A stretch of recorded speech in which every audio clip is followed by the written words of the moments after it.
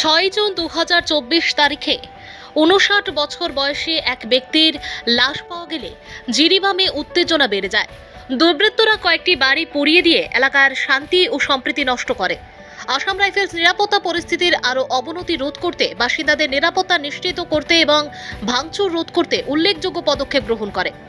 Assam rifles এবং Manipur police ব্যাপক সমন্বয় সাধন করেছে এবং জিরিবাম থানা থেকে অস্ত্র লুট করা দুর্বৃত্তদের একটি প্রচেষ্টা ব্যর্থ করেছে। আসাম রাইফেলস ফাইটোল এবং রানী ভেঙে বিচ্ছিন্ন জনবসতিপূর্ণ পকেটে নিরাপত্তা প্রদান করে, যার ফলে সম্ভাব্য আক্রমণ প্রতিরোধ করা হয়। তাদের কর্মকাণ্ডের ফলে ডিবং, খুনাও, রানীভেং এবং মনবুং থেকে উভয় সম্প্রদায়ের 86 জন স্থানীয়কে সফলভাবে উদ্ধার করা হয়। এই প্রচেষ্টার পাশাপাশি আসাম রাইফেলস বিভিন্ন স্থানে কলাম মোতায়েন করেছে। 7 জুন 2024 তারিখে জিরিবামের রানীভেং এলাকায় বিকেল 5:30 দুর্বৃত্তরা গুলি চালাতে শুরু করে। আসাম রাইফেলস দ্রুত অবস্থানে এসে অভিযান চালায়, কোনো অপ্রীতিকর ঘটনা প্রতিরোধ করে এমন কর্মকাণ্ড।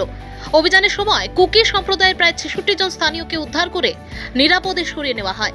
আগের দিন লামদাই খুনো এবং মনবং গ্রাম থেকে 237 জন মেইতি স্থানীয়কে নিরাপদে অভ্যন্তরীণ বাস্তুচ্যুত ব্যক্তি ক্যাম্পে সরিয়ে নেওয়া হয়েছিল।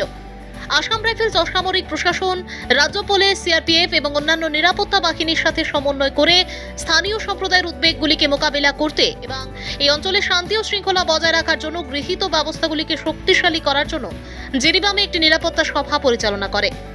নিরাপত্তা বাহিনী এবং বাসিন্দাদের মধ্যে আস্থা ও সহযোগিতা বৃদ্ধির লক্ষ্যে বিভিন্ন স্টেক হোল্ডার এবং সম্প্রদায়ের নেতৃবৃন্দকে জড়িত করে সভাটি একটি সহযোগিতামূলক প্রচেষ্টা করেছিল।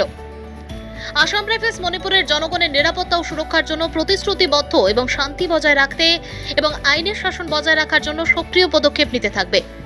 আসাম রাইফেলসের দ্রুত পদক্ষেপগুলি চ্যালেঞ্জিং পরিস্থিতি এবং দুর্বৃত্তদের দ্বারা স্থাপন করা রাস্তায় অবরোধ সত্ত্বেও আরও ক্ষয়ক্ষতি এবং প্রাণহানি কমাতে সহায়ক ছিল। আসাম রাইফেলস মণিপুরের শান্তি ও স্থিতিশীলতা বজায় রাখার লক্ষ্যে অবিচল রয়েছে।